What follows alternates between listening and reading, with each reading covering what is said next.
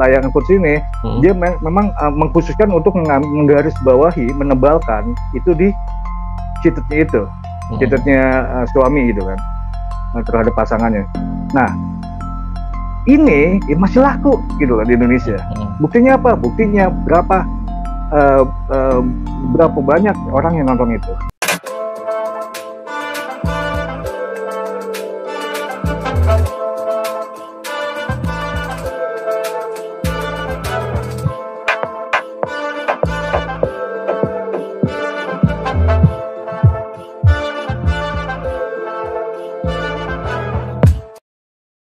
Assalamualaikum warahmatullahi wabarakatuh. Apa kabar Sobat Literasi? Kembali kita bertemu di acara Cakap Literasi, sebuah acara yang menghadirkan berbagai narasumber hebat dan inspiratif, mengupas beragam hal terkait dengan dunia literasi.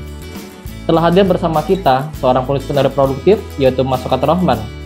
Mas Sokat ini telah menulis cerita skenario mulai dari serial televisi, FTV, sinetron, hingga komedi, situasi, dan mendapatkan penghargaan. Ia juga menulis cerita anak yang diterbitkan dan dimuat di majalah. Nah, kita akan menggali informasi darinya tentang bagaimana menjadi seorang penulis skenario profesional. Apa kabar, Mas Sokat? Ya, alhamdulillah. Sehat ya? Terima kasih atas kesempatannya. Ya, Mas Sokat gimana kesibukan akhir-akhir ini nih? Masih terus nulis ini ya, skenario ya? Ya, mungkin ini baru nulis lagi ya. Sejak pandemi kemarin kan itu nggak ada produksi sama sekali, dan saya baru tersadar bahwa pandemi itu 2 tahun gitu. Jadi 2 tahun itu nggak terasa ya? Iya, maksudnya kayak saya bilang sama istri bahwa kita kehilangan ada 2 tahun dari kehidupan kita tuh yang nggak terasa hilang gitu.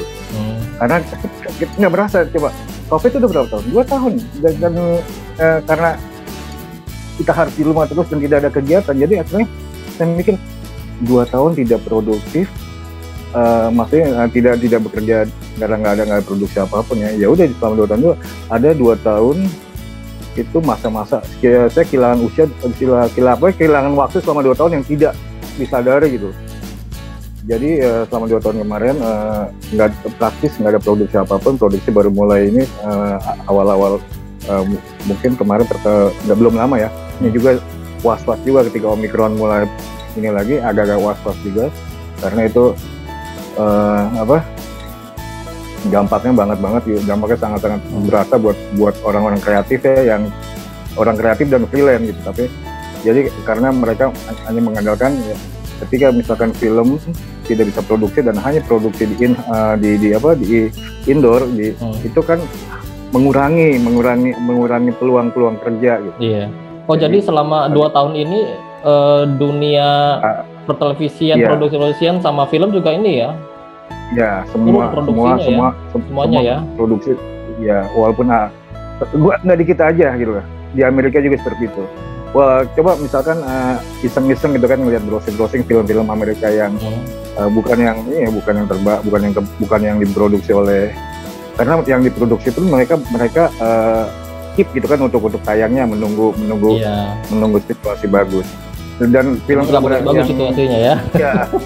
Jadi ada juga film yang akhirnya dibikin secara gimana ya, secara asal-asalan gitu. Karena tempat pun mungkin di sana tidak boleh dipakai juga. Masih di sini kan kita nggak bisa syuting di luar gitu kan, akhirnya ya terbatas, apalagi dengan cerita yang terbatas ya akhirnya jadi produksi jadi cuma kan kurang enak buat ditonton. Ya itulah. Jadi saya baru kembali nulis untuk skenario itu baru sekitar Desember kali ya. Persiapannya sih mungkin November kali. Desember baru nulis. Itu juga buat tayangan nanti yang ditulis. Itu juga buat tayangan nanti Ramadan gitu. Oh, Ramadan. Buat serial Ramadan gitu. Apa sitcom lagi atau gimana?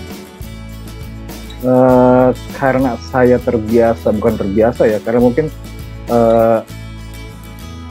dari 2005 saya selesai ikut kursus penulisan skenario itu, kita kan tidak itu kan buat waktu saya pelajar kan film cerita. Kemudian saya belajar di sama Saris itu ilmu tentang nulis sitkom gitu kan.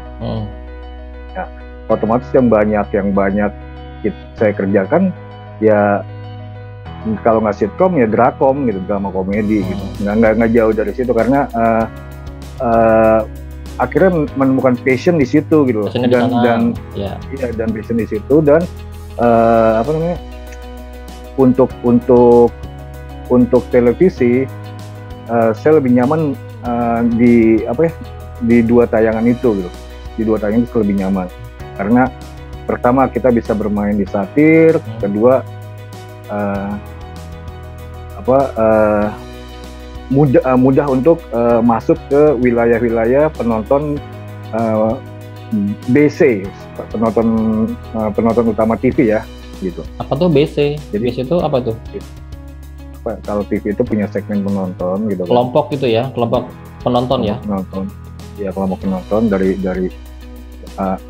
kayak level sih sebenarnya kayak level.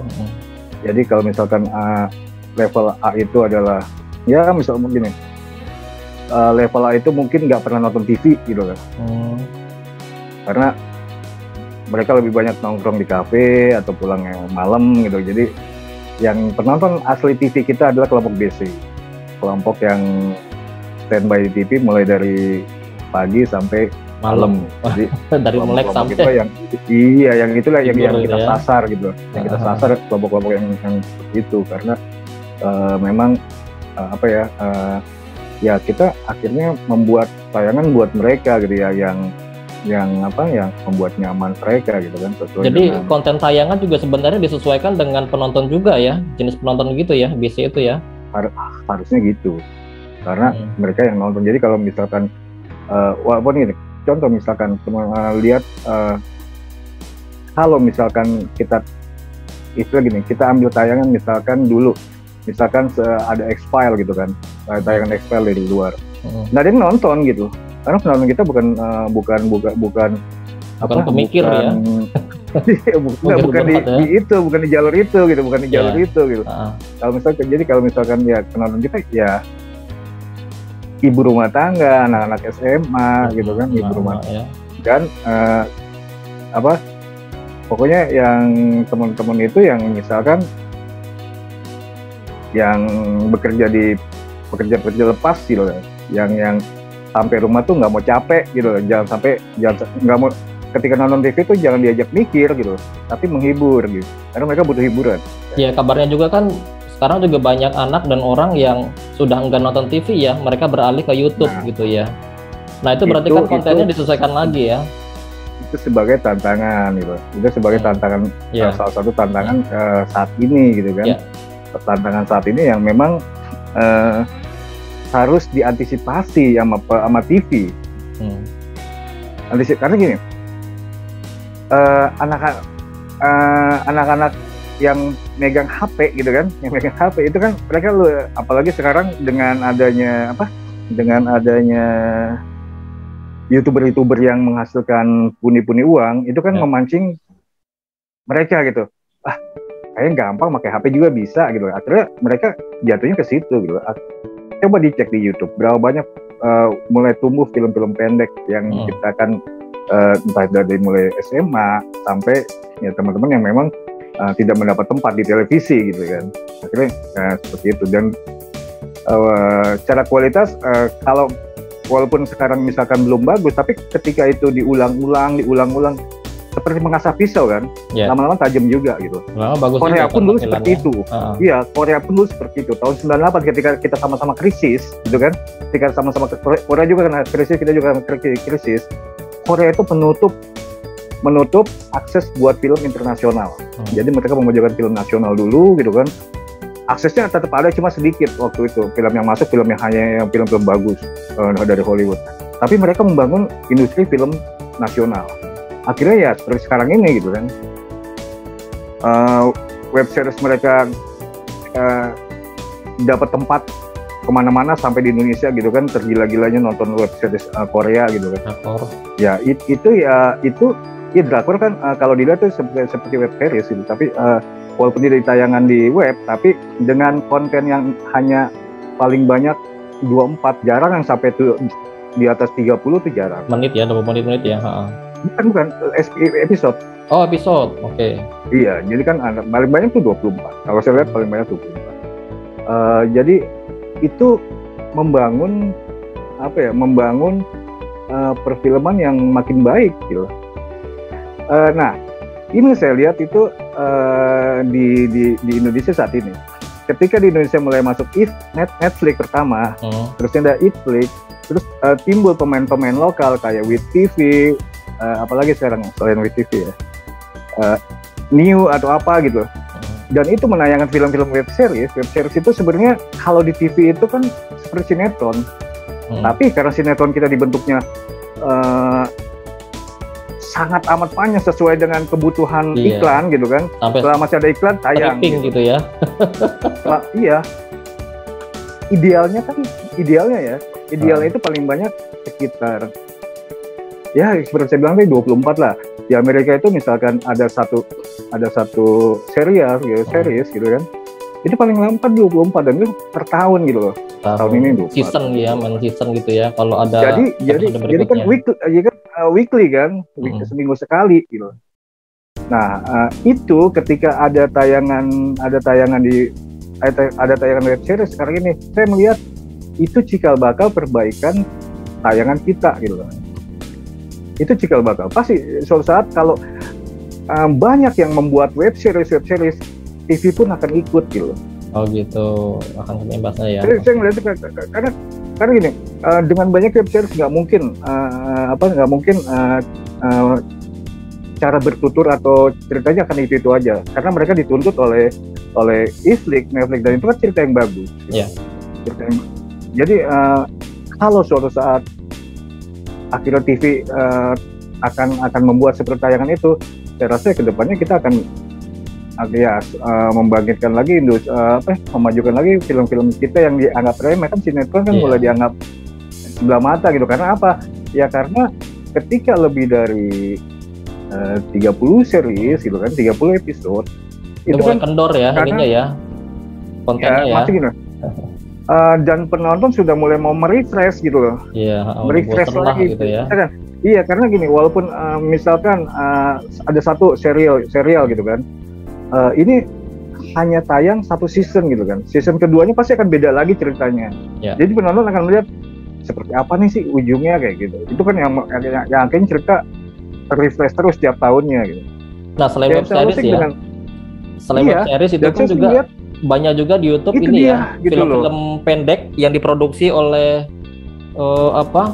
PH-PH kecil ya, anak-anak gitu. muda karena gitu kan. Gini, karena mereka nggak dapat tempat di TV ya kan, atau PH gitu, di mainstream gitu kan, nggak dapat mainstream gitu kan. Mainstream itu dan TV juga bioskop ya.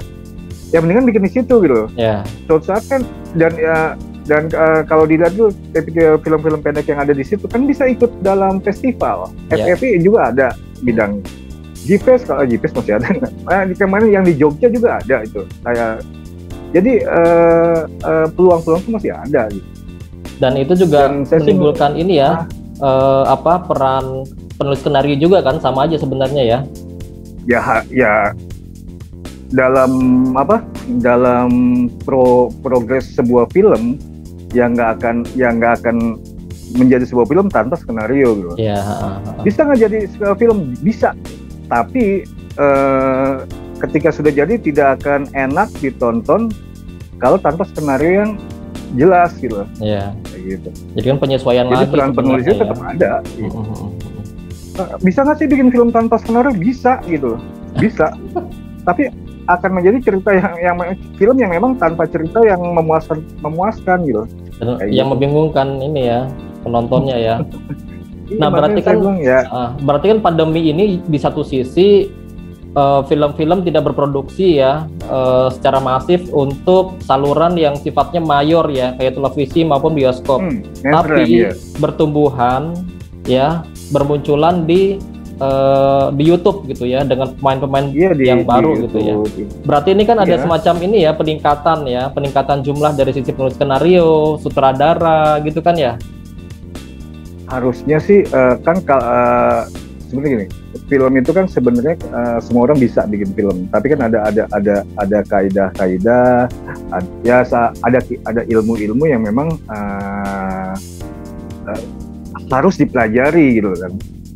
Nulis skenario juga harus dipelajari ilmunya, bikin film pun harus diskenari, bukan hanya mengambil gambar, tapi bagaimana pesan yang disampaikan oleh audio. Kan kalau film itu kan adalah media visual audio gitu.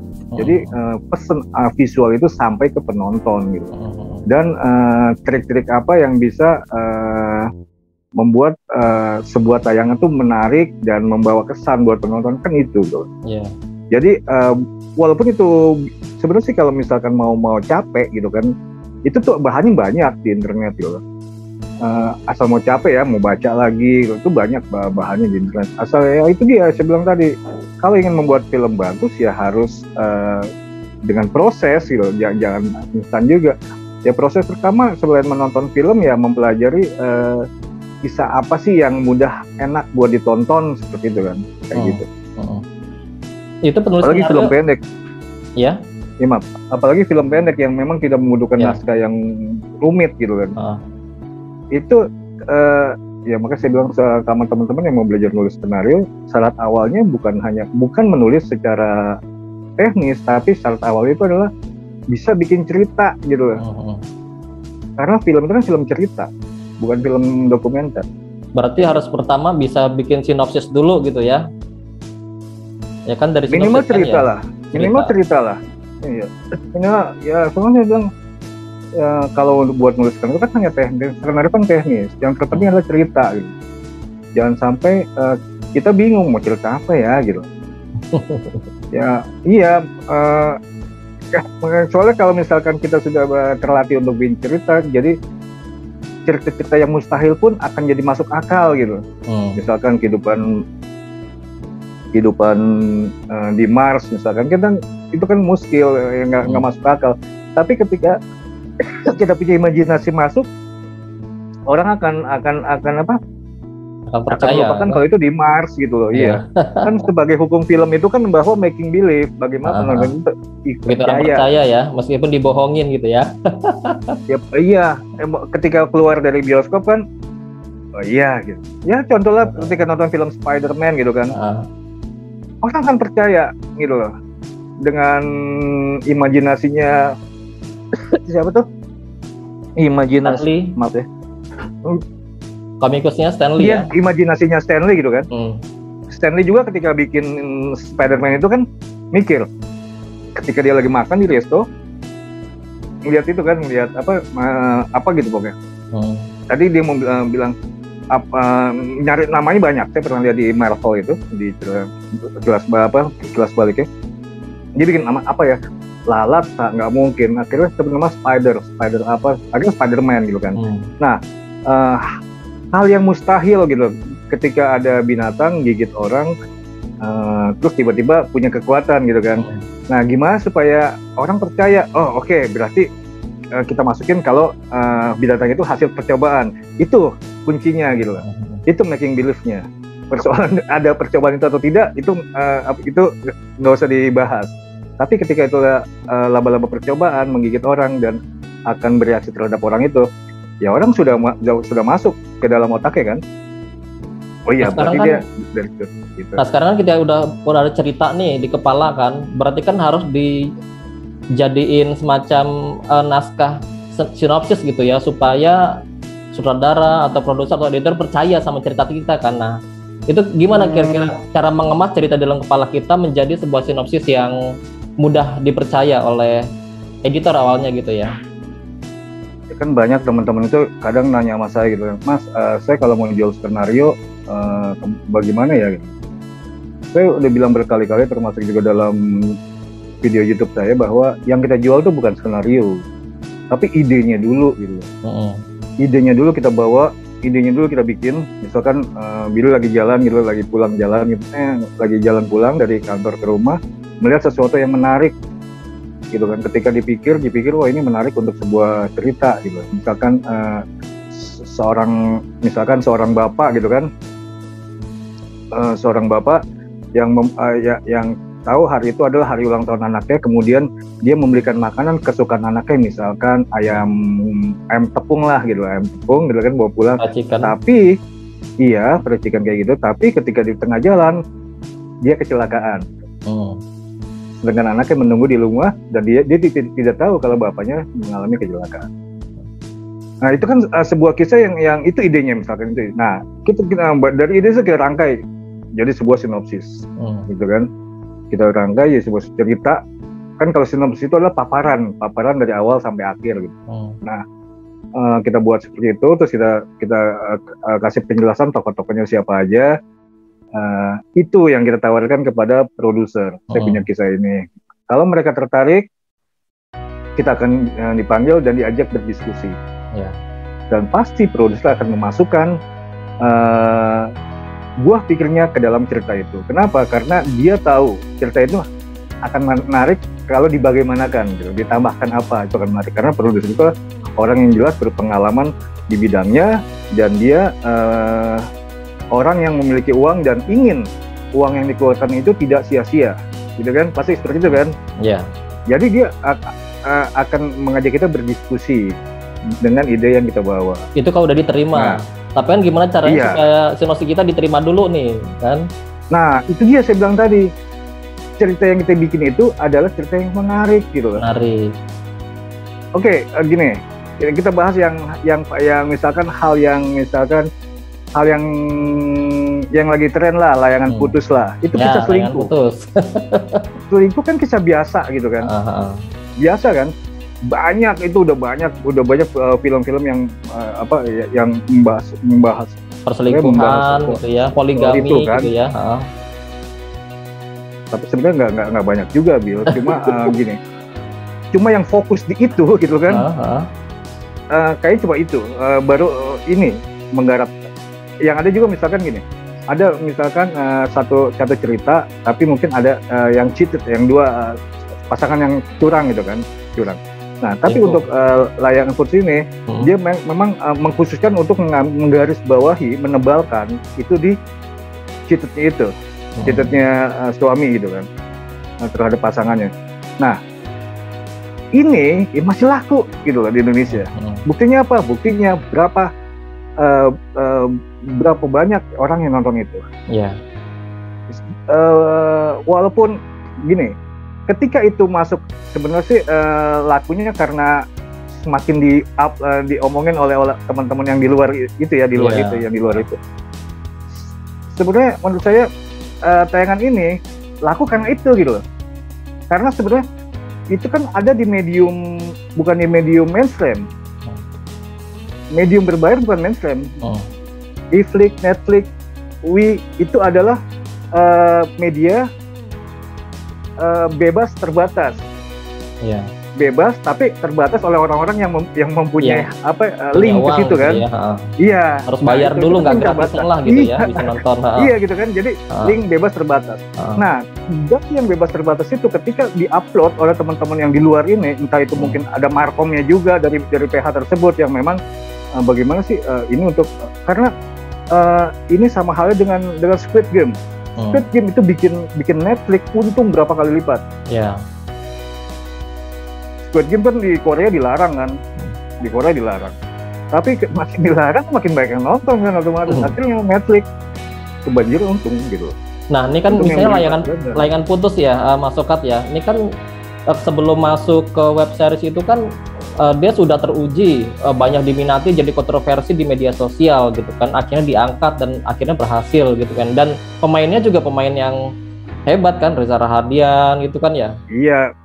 Karena kalau pemain untuk web series pasti mereka ngambil yang nggak biasa-biasa aja.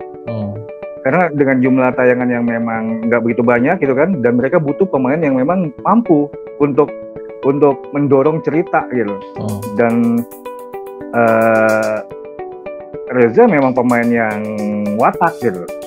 Dan dia berhasil memang untuk beberapa film itu berhasil gitu. Dan nggak heran kalau dia juga berhasil memerankan tokoh di film yang baru ini.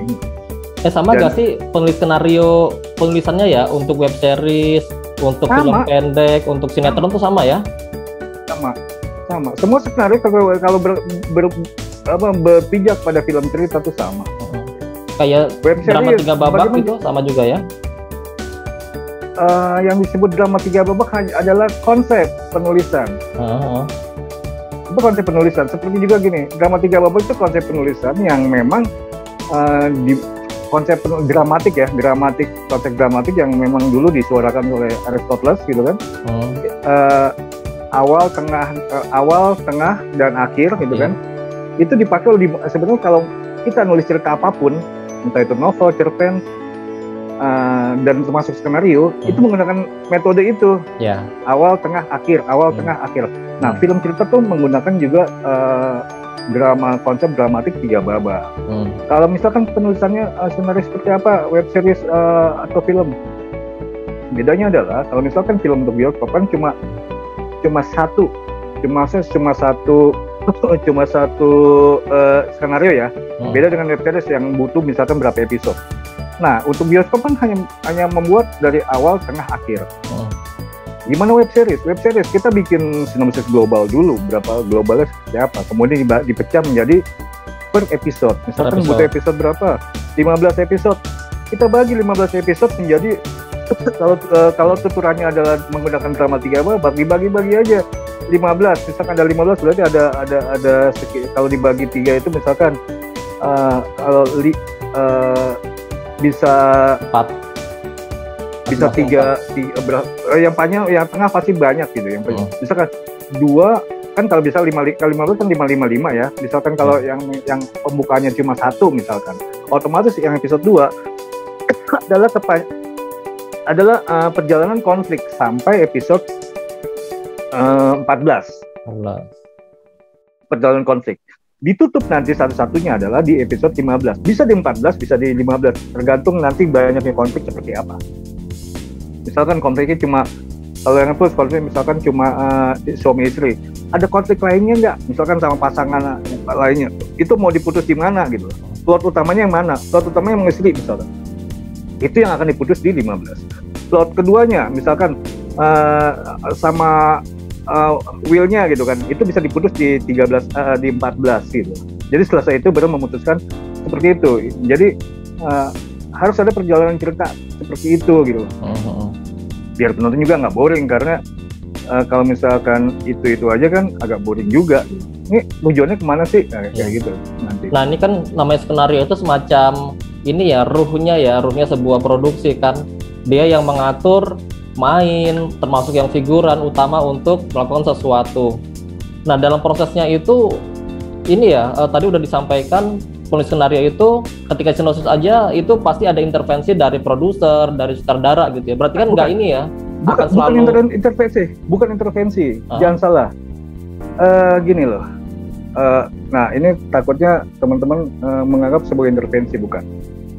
Kita penulis itu kan mengajukan konsep ke PH gitu. Kita menjual konsep. Nah, kemungkinan produser tidak melihat cerita kita, tapi melihat ide kita gitu. Misalkan ide lain terus, perselingkuhan nih, kayaknya masih masuk nih gitu. Tinggal nanti kita didiskusikan, kita akan dibawa kemana gitu loh. Dari ide ini mungkin cerita yang kita bawa itu akan dirombak. Ini akan dibawa kemana? Biar menarik dan biar bisa membuat tayangan yang bagus gitu. Nah, di situ akan ada diskusi, bukan intervensi, diskusi. Penulis akan dapat masukan. Oh iya, kan beda antara penulis skenario dan novel ya. Kalau penulis novel itu kan suruh revisi sama penerbit, ya dia menggunakan pikiran sendiri aja kan. Wah gini gitu kan. Makanya novel itu menjadi karya pribadi. Skenario bukan karya pribadi. Skenario adalah konsep kerjasama antara, ini posisinya paling tinggi ya, penulis itu posisi paling tinggi loh. Karena penulis, produser akan berdiskusi sebelum film dibentuk. Jadi hanya penulis yang bisa menemui seorang produser. Sutradara? Pemain belum tentu. Nanti kalau dicari sebelum ada sutradara, biasanya penulis dulu. Ketika cerita sudah oke, skenario udah oke, baru nanti dicari siapa sutradaranya. Ada yang seperti itu, ada juga memang yang sudah terbiasa. Misalkan yang ketika kita ngajuin konsep, produser udah tahu nih, kayaknya yang cocok dia nih yang ngedirect gitu kan, yang menyutradarai. Kemungkinan dia dipanggil dan diajak diskusi. Ada juga yang produser hanya dengan penulis yang berdiskusi. Tadi ketika skenario udah fix, udah selesai, final, kita udah selesai kerjaan penulis, nah baru sutradara mencari produser mencari sutradara dan pemain-pemainnya. Gitu. Ya, jadi skenario itu selalu dikembangkan ya, nggak ada yang original dari penulis ya. Mungkin penulis hanya di ide menarik gitu. Tapi ketika misalkan dirombak akan jadi sesuatu yang lebih menarik karena penulis kan tidak tahu bagaimana, tidak sepengalaman produser yang udah bikin berpuluh-puluh film, ratusan film, yang di kepala itu udah tahu yang menarik seperti apa, yang enggak seperti apa. Nah, disinilah peran penulis adalah untuk mengakomodir bagaimana keinginan produser masuk gitu, dengan dengan keinginannya, jadi digabung gitu. Nggak ada tuh penulis yang nggak bisa begini Pak, nggak bisa begitu, nanti ntar malah diusir ya. Pertama diusir, kedua kita tidak bisa menyampaikan cerita yang harusnya kita sampaikan pada penonton gitu, ya kan? Ya kita nggak bisa membuat apapun kalau begitu. Itulah bedanya penulis skenario sama penulis yang lain. Kondisinya begini, seandainya sinopsis itu diterima oleh produser merasa idenya bagus, kan bisa aja kan, idenya bagusnya gue ambil aja, tapi gue diskusinya bukan sama lo, sama penulis skenario yang lebih hebat lah gitu, cuman idenya agak kurang, kan bisa aja kayak gitu. Artinya misalnya ada pencurian ide misalnya, gimana itu?